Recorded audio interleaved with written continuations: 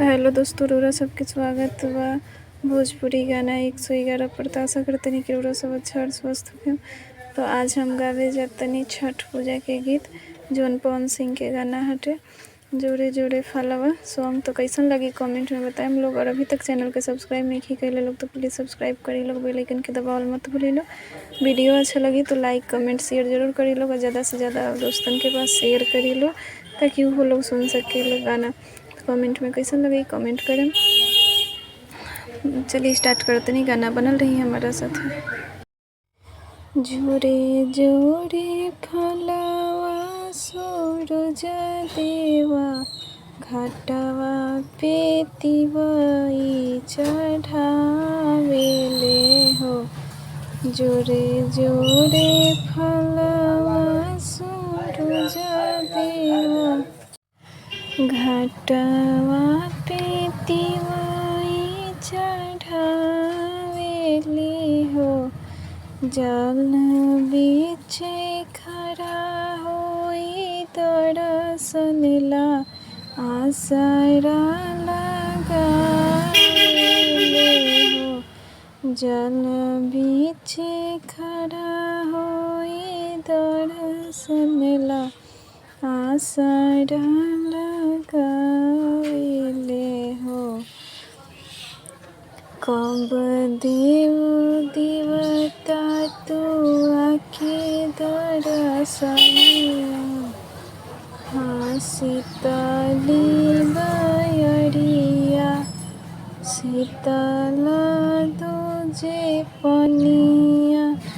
कब देव देवता तू आके दर्शनिया, जोरे जोरे सुपवाया दित देवा, घाटवा पे तिवई चढ़ावेले हो। जल बीच खड़ा होई दर्शनला, आसरा लगावेले हो। जल बीच खड़ा होई दर्शनला, आसरा लगावेले हो। भूखली शरीरिया सजल शुभे मनवा, पुरुवे लागल बरुए सबके धियनवा। हाँ भूखली शरीरिया सजल शुभे मनवा, पुरुवे लागल बरुए सबके धियनवा। जोरे जोरे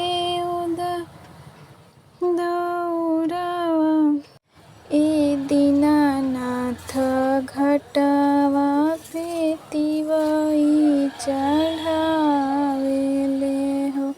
जल बीचे खड़ा होई दर्शनला, आसरा लगावेले हो।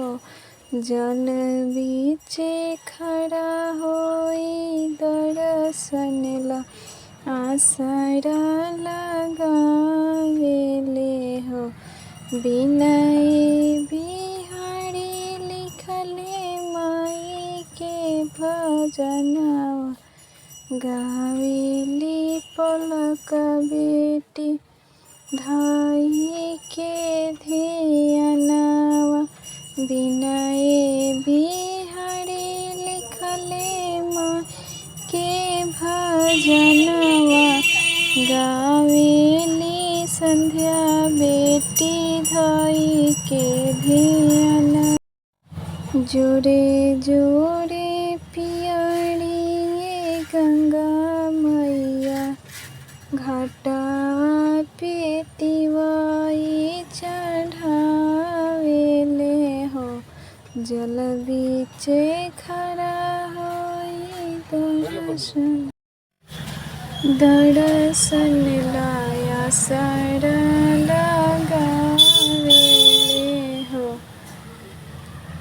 तो ये रहल है दोस्तों सॉन्ग जोड़े जोड़े फलावा पवन सिंह के। तो कैसा लगल है कमेंट में बताएं हम लोग। और अभी तक चैनल को सब्सक्राइब नहीं किए लोग तो प्लीज़ सब्सक्राइब करिए लोग, बेल आइकन के दबाल मत भूलिए लोग।